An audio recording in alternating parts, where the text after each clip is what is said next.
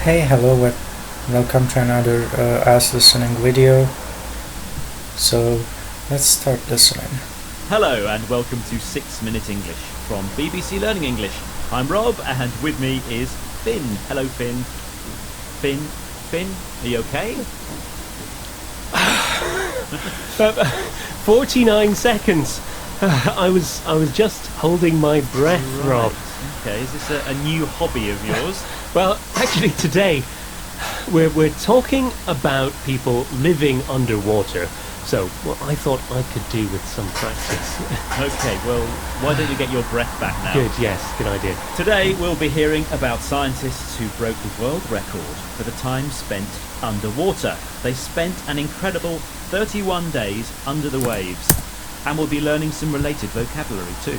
Right, are you ready now, Finn? Yeah, I think so.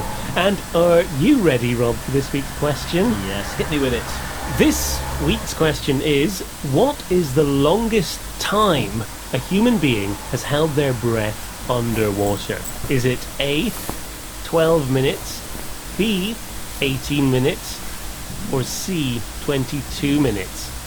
Goodness.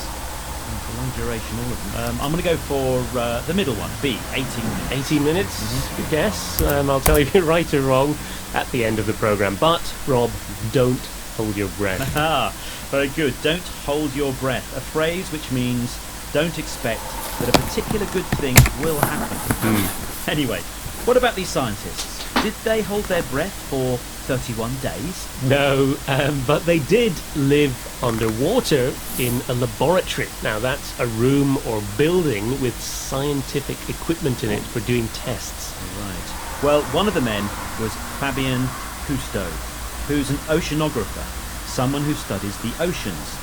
He's the grandson of Jacques Cousteau, a French man who held the previous record of 30 days underwater. Fabien said he wanted to break his grandfather's record to raise awareness of ocean conservation. Now that's protecting and looking after the ocean. Well, he's raised our awareness at least. He has indeed. Now, I'm interested in how they live underwater. Listen to Fabien talking about the laboratory called Aquarius. Which word does he use to say that the lab is completely underwater? Aquarius is very unique in that it's the only undersea marine laboratory. It gives us a unique platform from which to live and explore this final frontier on our planet. He called it an undersea laboratory. Now, undersea is, as you might guess, a word similar to underwater, and it means under the sea. And he called this undersea world the final frontier. It's an interesting phrase. It comes from the Star Trek television series, which called space the final frontier.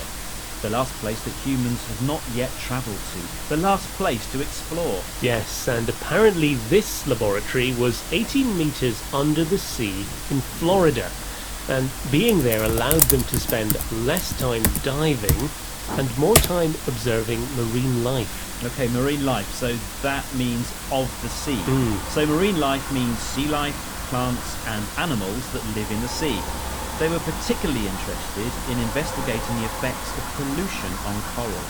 Now, I know they did this to raise awareness of marine conservation, but what I'm really interested in is what life was like for them. What was it like to live underwater for so long? Good question. Well, surprisingly, perhaps, life there wasn't too bad.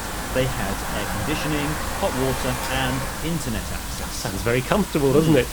Although I do know that Fabien struggled with one aspect. Now, listen to him to find out what. Unfortunately for me as a French person, the food will also be simulated. Freeze-dried, astronaut type of food, canned foods, things like that. So it's a horror show for me. Poor Fabien. He said the food was pretty awful. Maybe it was English food.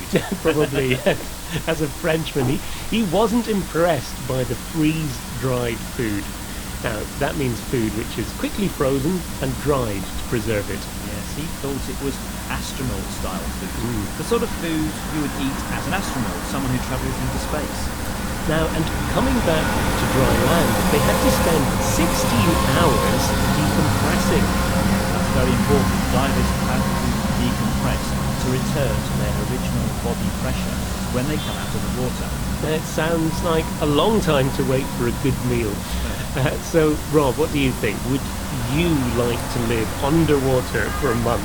Absolutely not. No, I would not at get all. very claustrophobic. I Not hate even those sort of spaces. The astronaut food. So anyway, let's see if you got this week's question right. I asked you what you thought the world record for holding your breath for underwater was. And I went for 18 minutes. And actually, it was even longer than that. Wow. 22 minutes, 0 seconds, by a chap called Stig Severinsen, who's from Denmark. And Stig was allowed to hyperventilate, so to breathe very fast and deeply, using oxygen before the attempt. So I think don't try this at home, anyone. That brings us to the end of today's 6-Minute English. We hope you've enjoyed today's underwater program. And please join us again soon. Bye. Bye-bye. Bye.